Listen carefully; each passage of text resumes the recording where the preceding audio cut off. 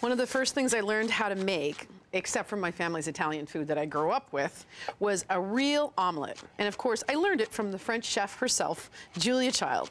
So I, being a cook myself, if I could have called myself that, I'm not sure, I went out and got an omelet pan. This omelet pan, as a matter of fact, which is called the French Bon Chef omelet pan. I am not joking, and that's how old it is. I've dragged it from every house and every state and everywhere I've ever lived, and right now I'm getting it heated up. And I'm making an omelet. I'm making it the way I've always made it, and I'm just gonna make it plain, and I'm making a thin herb omelet, which means I've got some fresh herb here. I have chive, some tarragon, and one of the most beautiful, beautiful herbs in the world called chervil. But you could use whatever you want. The point is you get it chopped very fine and then you mix it up. And that is really, really a classic omelet with a salad. You can't hope to have anything more simple and delicious. Now, the kind of omelet that I make is maybe not the kind of omelet you might be used to. I don't like to load it up with too many things, although I've been known to do that. And I don't really love it when it's too brown on the bottom. So I have my fine herb all ready to go here, chopped up. It smells fantastic. And let me show you how I do it. My omelet, that is. So I take 3 eggs for 1 omelet. You could do 2, but 1 isn't so great. And just crack them into the bowl.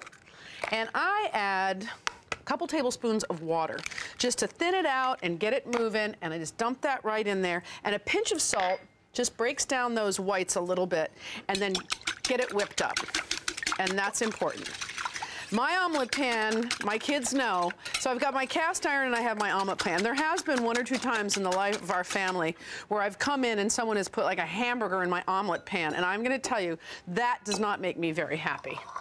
So let me go over here and feel what's going on. You need this to be hot enough. You don't wanna burn your butter, all right? Now I'm using butter again, and if the butter burns because my pan's too hot, do not worry. Just wipe it out and start over. And that right there is the spirit of Julia in a nutshell. Now I'm getting my pan hot. I really, really, really want it to be hot. Maybe I have a little bit too much butter in here. Oh well, just get it out. And right in there goes the egg. And this is what they call beautifully seasoned pan, because I've used it so many times and I haven't washed it with soap. So it starts to bubble around the side, and I just pull it in a little bit. Just pull it in. And it will not stick.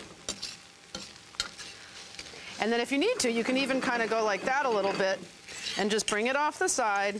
And as it starts to set up a little, you just want to be incorporating the already cooked part with the wet part. And the point is that you really don't want it to be brown on the bottom. So at this point, you just kind of keep shaking it. You just want to kind of roll it over, shake it around a little bit. And then what I do is just push it down so that I form the bottom a little bit. All right, now if I had a filling, I would just be rolling it over the filling right now. But I don't have a filling, and then just lift it out onto the plate, turn it over, and there is a beautiful omelet. Hopefully doing justice to the very first woman who I saw make an amazing French omelet. And the fine herb goes right on top. You could roll it inside if you want to. And that's it. A French omelet. Fluffy, not really brown on the outside, tender, and delicious.